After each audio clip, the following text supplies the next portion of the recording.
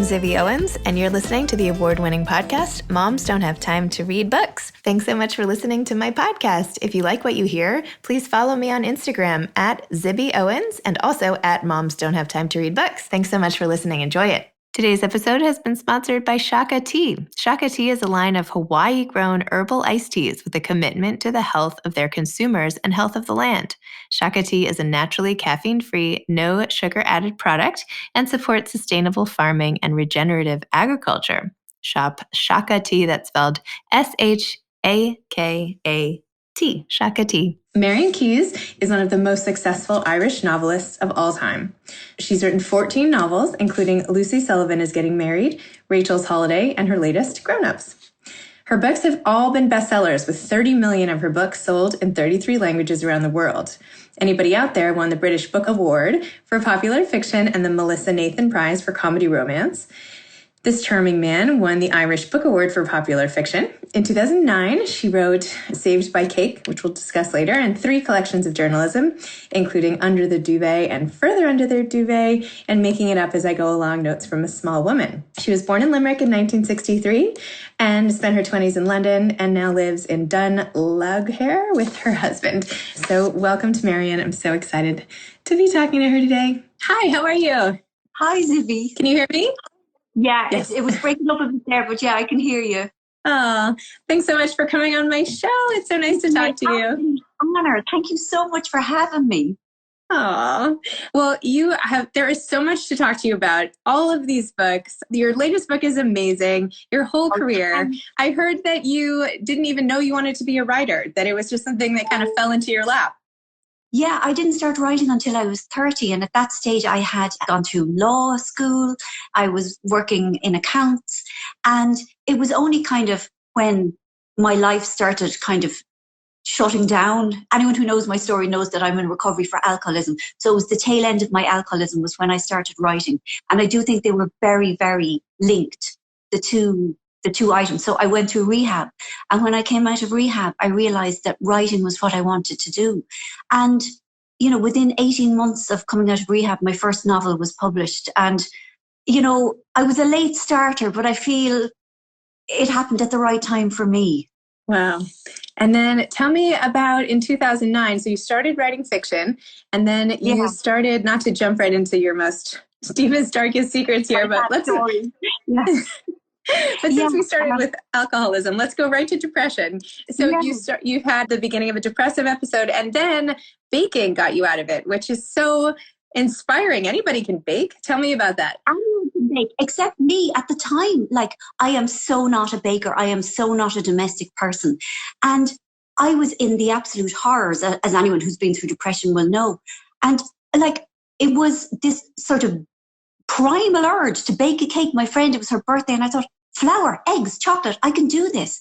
So I baked her a cake, and it honestly, baking saved my life for a good few months. Like, it was all I was able for. And it calmed me. Like, it's those small things like sieving flour, weighing things, like it very much, it's like, acting out your mindfulness. It's very, very in the moment stuff. And then, there's the miracle of it. Like, it goes in looking like one thing and it comes out like completely different and amazing. And then you get to eat it. I mean, everything about it is just fantastic. So when I got a little bit better, then I wrote Saved by Cake, which was, my husband used to take photographs of all the things I'd made because, we worked together, and when I wasn't well, our life just fell off a cliff. So we had to kind of make our own entertainment. So the book has his photographs and the things I made, and it's kind of self-helpy as well. Like, I write how I felt when I was making a particular batch of things, and hopefully anyone who's going through the horrors might find it helpful the way I did. Wow. How great that you put that down and shared it with everybody. And the pictures too. That's great. And then of course, in your latest book, Kara, who's one of the main characters, ends up having an eating disorder herself and compulsive overeating and bulimia and resists treatment at first. And how does that, I feel like we have the cake, we have the eating, this whole theme of food that runs through some of your work. Tell me a little bit about that and how you decided on that trajectory for that character. Yeah, I mean, the thing about grown-ups is it starts at the end in that all the characters are in the book and they're, kind of this glamorous family of three brothers and their wives, their ex-wives and their adult stepchildren. And they're at a dinner party. They spend a lot of time together. They get on very well on the surface. Underneath, things are far more complicated, as they always are with any group of people. And three people have their secrets outed because one of the wives gets concussion. And when I started the book, I knew that I needed secrets. And I mean, money is always a good one. Infidelity is always another one. And then I was thinking about what would I hate to be in a situation with? And I thought, well, addiction, because I mean, I'm in recovery for alcoholism and I really understand the secrecy. Like, I don't have an eating disorder. It's really important to say that, but I understand the burden of it. And so the idea of this woman suffering from bulimia came to me. And I feel like as eating disorders go, bulimia is a particularly brutal one because you hide in plain sight. With other eating disorders, at either end of the spectrum, it's evident. Your body is your evidence, that you're ill. But with bulimia, people kind of trudge on for years and years with this monkey on their back, with their voice in the head, and nobody really knows. And I thought it needed to be written about. And luckily, people who have bulimia or who are recovering have read it, and they said that I did it accurately, which is really important always. When I write about somebody else's journey or their pain, it's so important to honor it and do it properly. I think you did. I mean, I also don't have bulimia, but I mean, it was so candid and open, and even just the little details that you included about how she felt so watched when she finally did just have dinner again with her husband, just all these little things that make a character not really just a character, but a true person in your mind when you're reading it. So I don't know, it's really great. But that's lovely to hear, because for me, I think I'm all about characterization. I really want my characters to be complicated and flawed and nuanced. And as you say, to have those tiny details that people will pick up on and say, oh yeah, I remember feeling like that. Or yeah, I can identify with that even if I haven't gone through it. So thank you, Zibby. Oh, you're welcome. How do you come up with all the ideas for all of the different books? You've written so many novels and collections of essays, journal. You have so much, and even like the blog you have on your website, and you're just like a content factory. How do you come up with the ideas? I mean, I don't feel like that, but I tell you, I am fascinated by human beings. I think we are just so interesting because I'm really interested in the gap between the self that we present to the outside world, which is only a tiny, tiny version of ourselves, and what's really going on underneath. Like, it's this universe of feelings and longings and shame and secret and, secret loves. And it's that gap that I love to explore in everybody. And I mean, I suppose I feel that almost everybody is well-intentioned. And that's what I try to bring to kind of see people through that prism, like that many, all of us do things that we're ashamed of. I mean, I speak for myself, like inadvertently, I will make mistakes. I'll hurt people I didn't mean to. And it's hard to live with that. But I think if I write my characters like that, it gives me ease. And I like to read about it in other people's books. I think, oh, it's not just me. There's a relief in seeing somebody else's kind of flawed humanity. And I mean, I live in Ireland. I'm surrounded by people who I find extremely entertaining. Like, I lived away from Ireland for a long time, and I love being back here. I love how people use language here. People are great at conversation. They have kind of excellent turns of phrase that you don't get in other English-speaking countries. So, I mean, that helps. Also, I'm really close to my family, to my brothers, my sisters, their wives, and, husbands, kids, and all of that. And they're a great source of inspiration rather than material. Like, I don't put the real people in books, but there's always stuff. And also, there's that thing that you said in the beginning, and me, that like, I've had my dark times in the trenches with, poor mental health and with addiction. And I think that has given me knowledge and insight and compassion as well to bring to characters. And I think maybe people trust me because they think, okay, she blew her life up in her face at least twice. We can trust her that she's not going to be saccharine in what she writes, the way she depicts people.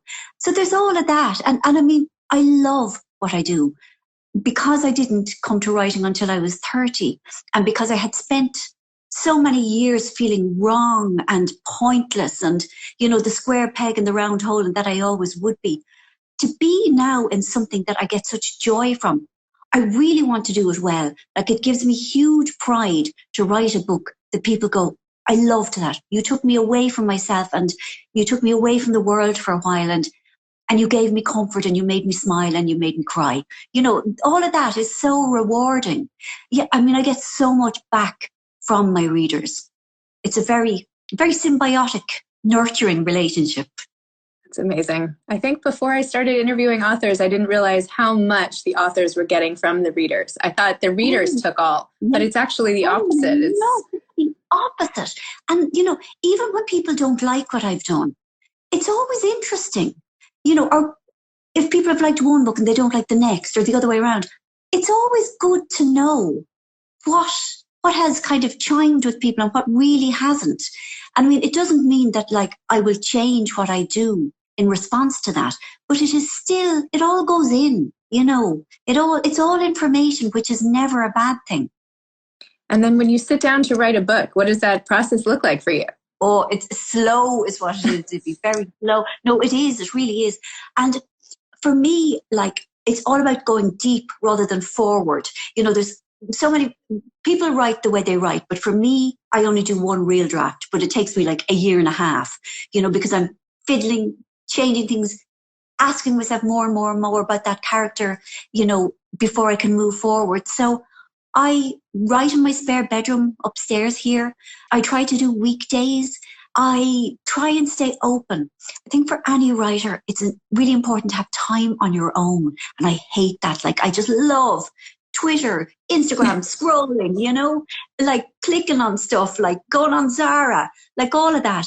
And it's very, very hard to kind of do isolation, or to go out for a walk by myself. But that's when things really get untangled.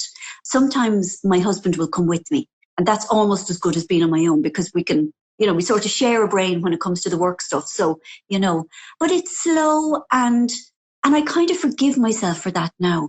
I realize this is my way, and that there is no wrong way.